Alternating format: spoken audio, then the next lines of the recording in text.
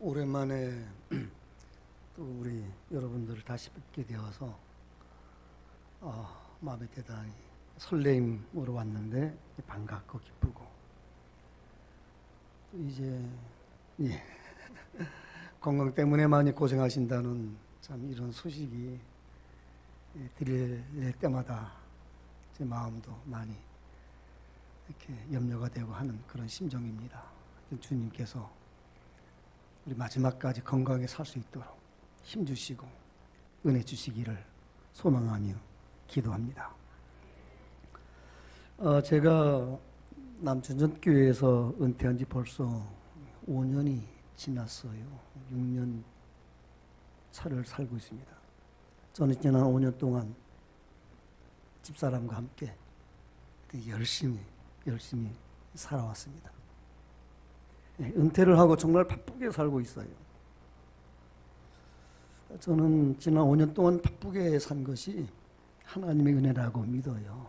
그래서 감사를 해요. 저는 37년을 목회를 하며 살았습니다. 37년을 목사로 살면서 늘 하나님의 말씀을 묵상하고 또 하나님의 말씀으로 기도하고 그리고 성도들에게 하나님의 말씀을 가르치며 이렇게 살았습니다. 제가 여러분들과 함께 하였던 지난 13년 동안에도 저는 여러분들이 열심히 하나님의 말씀을 가르치려고 힘을 썼어요. 저는 목회에서 은퇴를 하였는데 여전히 하나님의 말씀을 묵상하고 말씀을 전하고 또 가르치고 그리고 있어요. 아직 하나님께서 하나님의 말씀을 전하는 일에 저를 쓰시겠다고 하셔요. 저는 아멘 해야죠. 두 가지를 구체적으로 저는 그걸 말씀드릴 수 있는데, 하나는 제가 늘 매일 하루도 빠짐없이 큐티를 하고 있거든요. 제가 은퇴를 하면서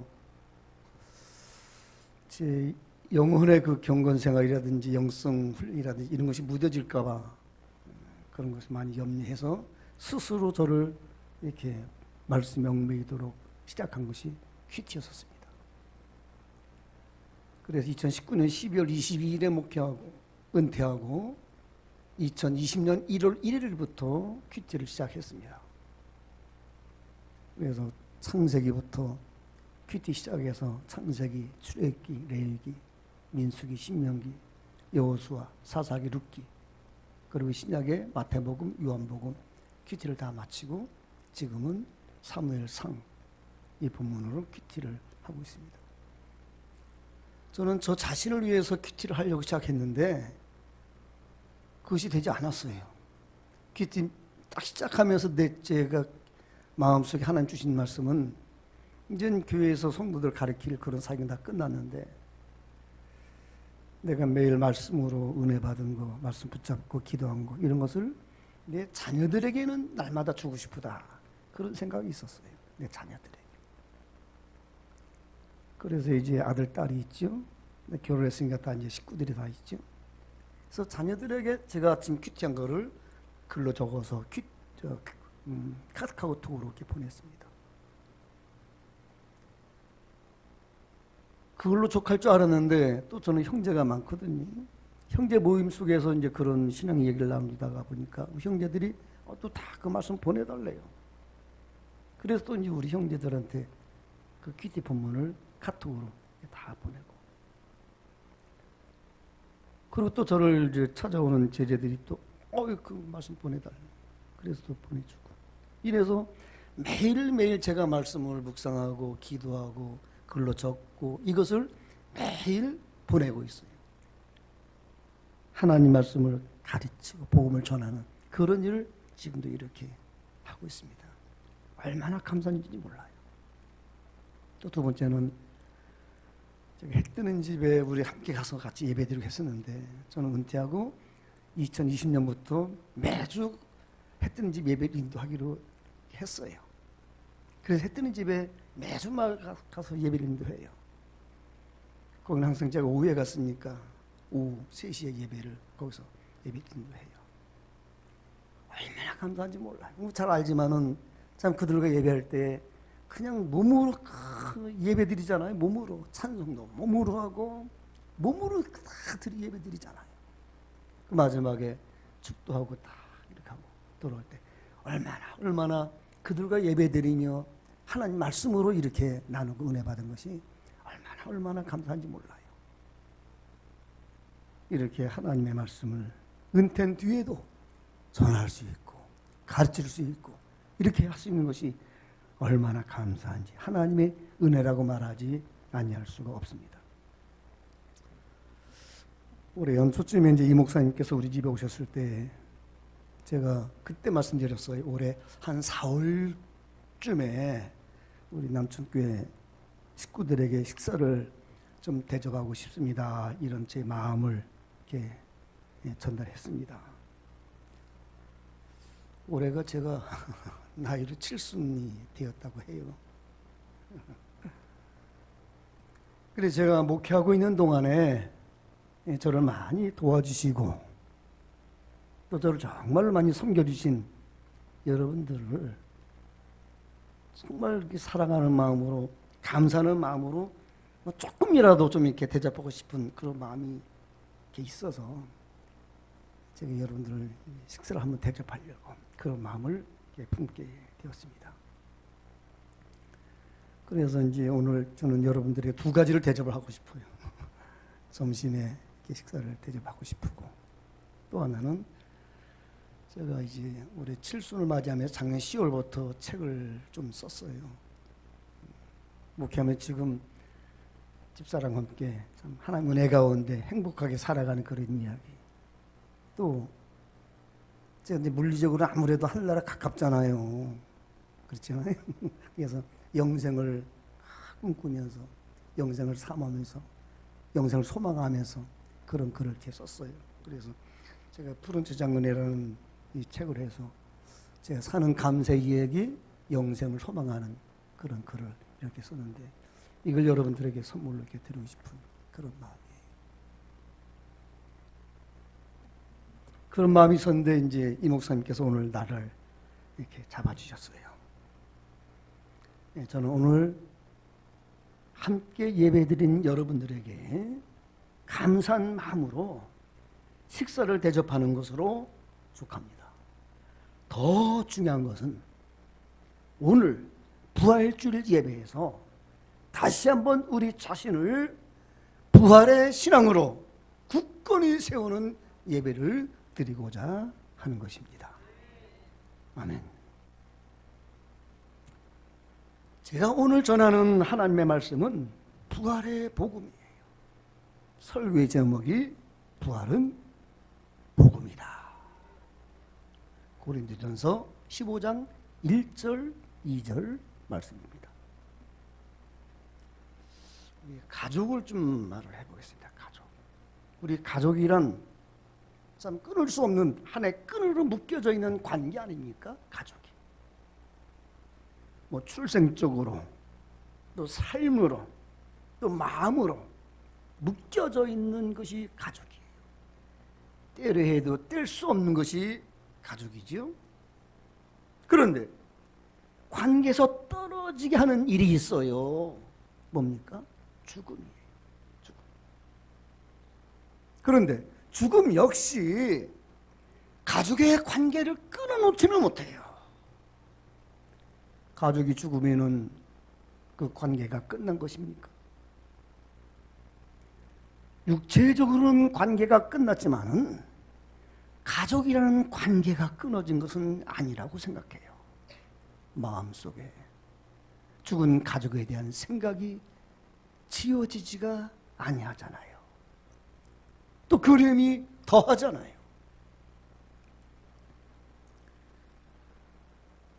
잠깐 영상을 좀 보겠습니다. 사진 좀 보여드릴게요. 이건 제가 독일에 가서 재작년에 독일에 갔을 때 우리 그때 찍어뒀던 사진 몇 장입니다. 자, 이 사진이 어떤 사진인 거 아니? 묘지공원 입구예요. 묘지공원. 여기로 이제 들어가면 그 안에 묘지공원이 있는 거예요. 들어가면 이제 묘지가 있습니다. 다음 사진. 자, 이제 들어가면 이제 묘지들이 쭉 이렇게 있어요. 중조물성 어떤 신사가 이렇게 보고 있네요. 다음. 이렇게 묘지가 이렇게 생겼어요. 또 다음. 이렇게 묘지가 쭉 일률적이지 않고 이렇게 크게 공원처럼 꾸몄어요. 자, 여기 그 앞에 보세요. 그 앞에 사진. 예. 이 사진은 어린 아이들 죽은 고기를 뒤에 안장시킨 그런 곳인데, 보면은, 아니, 그 잠깐 써봐요. 예. 보면은 애들 가지고 놀았던 장난감들을 거기 다 모아놓고, 제일 첫 번째 그 돌에다가, 잘 안 보이죠? 저는 확인했는데, 2010년 11월에 출생해서 2013년 4월인가 죽었다라는 그런 글이 있었거든요. 3살을 못 살고 죽은 그 아이의 무덤이 저기 있는 거예요. 예, 넘어보세요. 큰 엄마의 심장에서 떨어져 나간 작은 심장이 러브 앤드 러브. 그런 것을 이제 저는 보면서 이렇게 묵상하면서 제가 해석을 하는 거죠. 어린아이가 이렇게 죽은 그 아이를 잊지 못해서 그 부모의 그 그림과 그 사랑을 이렇게 해놓은 거예요. 자, 그 다음. 이 비석이 좀 저는 특별하더라고요.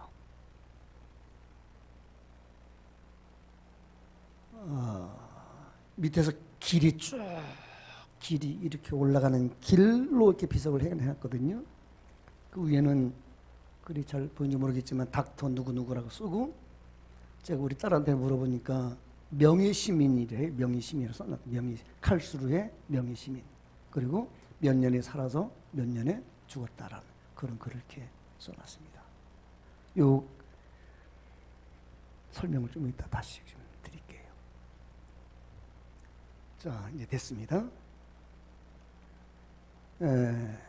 우리는 이 묘지공원이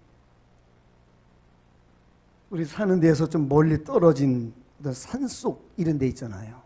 근데 독일은 그렇지 않아요. 묘지공원이 산속에 있지 않냐고, 도시 한가운데는 아니지만은 이렇게 좀 도시에서 한 구퉁이에 공원이 이렇게 있어요. 차를 타고 지나가면서 보기도 하고, 또 그냥 늘상 사람들이 거기 다녀요.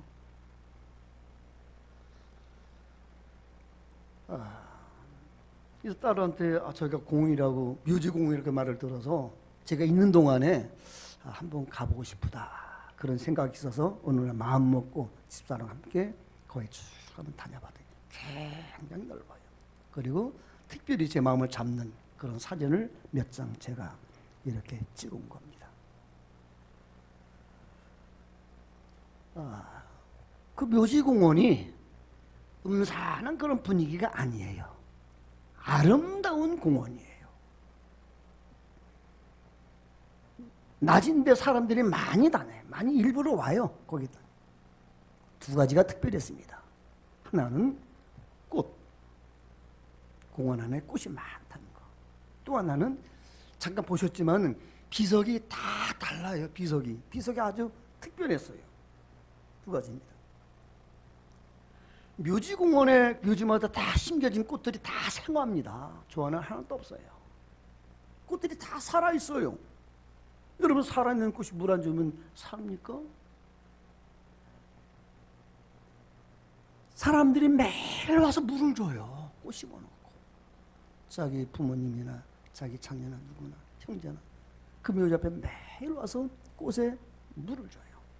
아예 그 공원 안에 수도 그 시설이 몇 발짝 하면 또 있고, 몇 발짝 하면 또 있고, 수도 시설하고 물조리기하고 쫙 비치가 되어 있어요.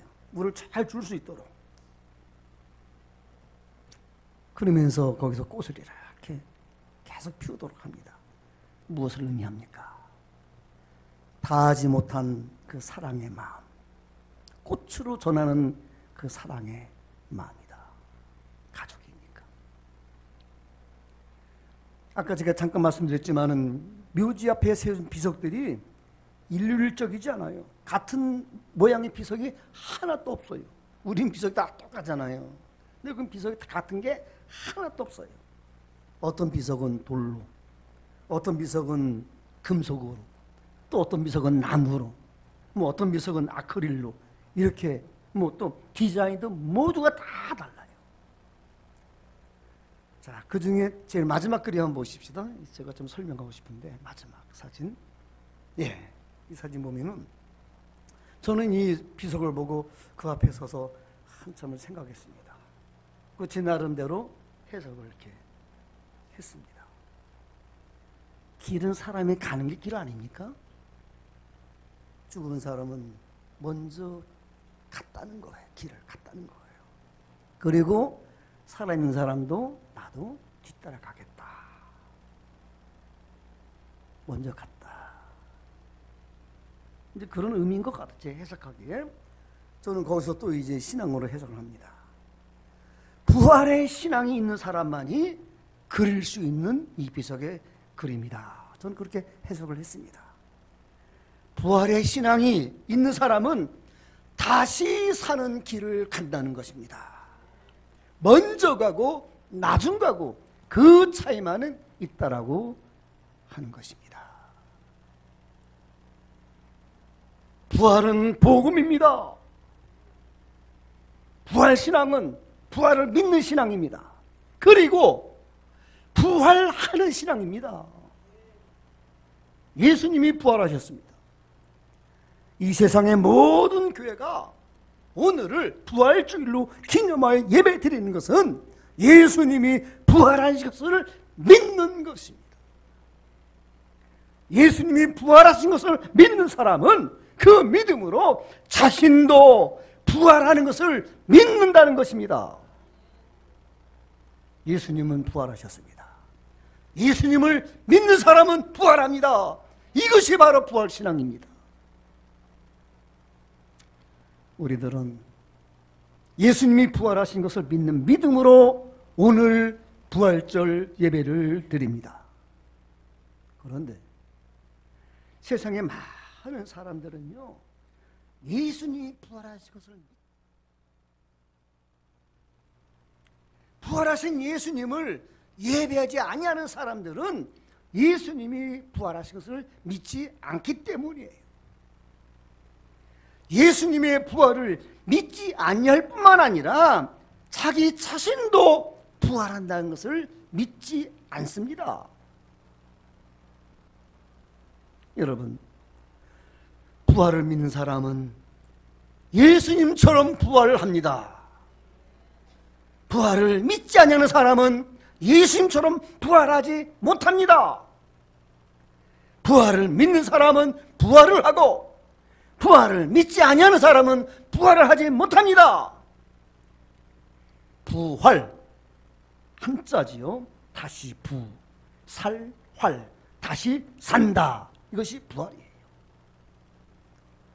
사람은 태어나는 것은 알아요.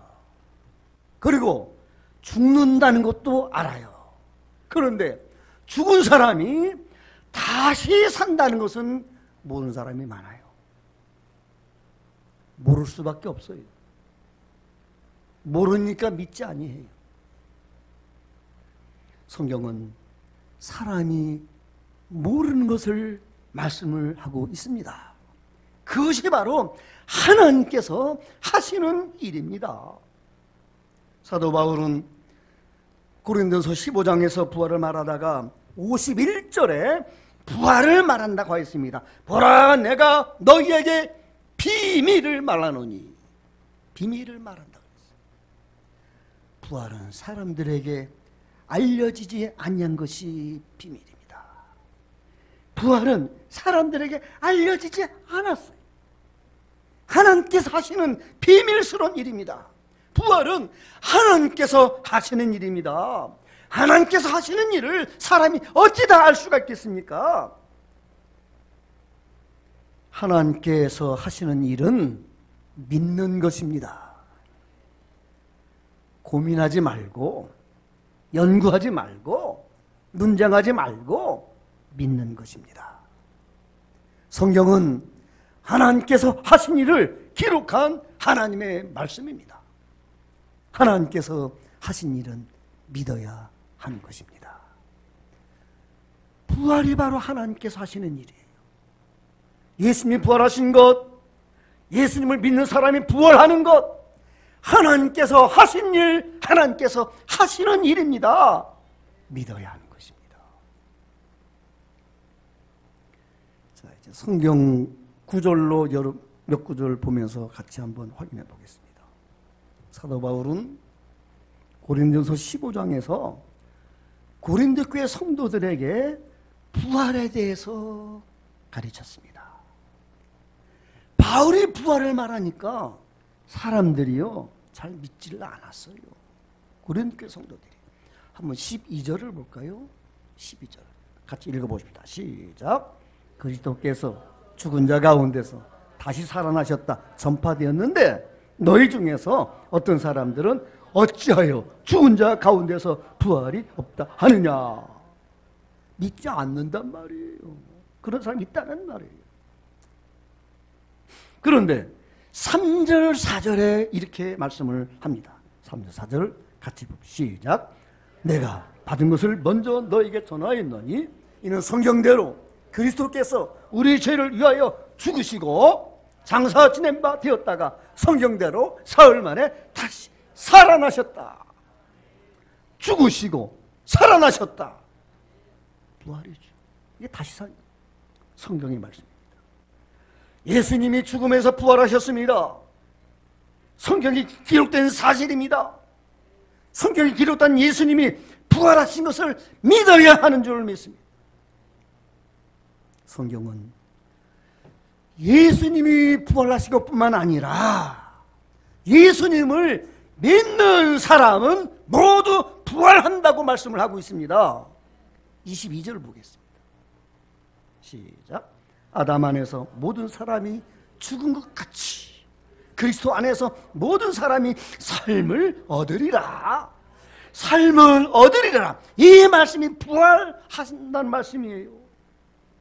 여기에서 그리스도 안에서 이라는 말씀이 중요해요. 그리스도 안에서라는 말씀은 그리스도를 믿어 그리스도 인하여 구원을 받은 사람입니다. 그리스도 안에 있는 사람은 그리스도 안에서 다시 삽니다. 부활합니다. 성경은 부활하는 장면에 대해서도 말씀하고 있죠. 23절 보겠습니다. 시작. 각각 자기 차례대로 드리니 먼저는 첫 열매인 그리스도요 다음에는 그가 강림하실 때에 그리스도에게 속한 자라고 하겠습니다. 그리스도 그 다음에 그리스도에 속한 자 부활한다 말씀합니다. 이 말씀을 데살로니가 전서 4장에서 조금 더 자세하게 말씀해 주고 있습니다. 데살로니가전서 4장 13절에서 17절까지 말씀입니다. 시작. 형제들아 자는 자들에 관하여는 너희가 알지 못함을 우리가 원하지 아니하노니 이는 소망 없는 다른 이와 같이 슬퍼하지 않게 하려 함이라. 우리가 예수께서 죽으셨다가 다시 살아나심을 믿을진대 이와 같이 예수 안에서 자는 자들도 하나님이 그와 함께 데리고 오시리라. 우리가 주의 말씀으로 계속 너희에게 이것을 말하니 주께서 강림하실 때까지 우리 살아남아 있는 자도 자는 자보다 결코 앞서지 못하리라. 주께서 호령과 천사장의 소리와 하나님의 나팔 소리로 친히 하늘로부터 강림하시리니 그리스도 안에서 죽은 자들이 먼저 일어나고 그 후에 우리 살아남은 자들도 그들과 함께 구름 속으로 끌려올려 공중에서 주를 영접하게 하시리니 그리하여 우리가 항상 주와 함께 있으리라. 자세하게 말씀해 주셨습니다. 부활의 소망이 없는 자는 죽음이 슬픔입니다. 죽음이 슬픔이 됩니다. 부활의 믿음이 있는 자는 주님께서 다시 오실 때에 다시 살아납니다. 부활합니다. 다시 고린도서 15장으로 돌아와서 1절, 2절 오늘 말씀의 제목 말씀입니다. 1절 시작. 형제들아, 내가 너에게 전한 복음을 너에게 알게 하노니 이는 너희가 받은 것이 또 그 가운데 선 것이라. 너희가 만일 내가 전한 그 말씀을 굳게 지키고 헛되이 믿지 아니하였으면 그로 말미암아 구원을 받으리라. 1절에 복음을 말한다 그랬습니다. 2절에 구원을 받는다 그랬습니다. 구원이 곧 부활입니다.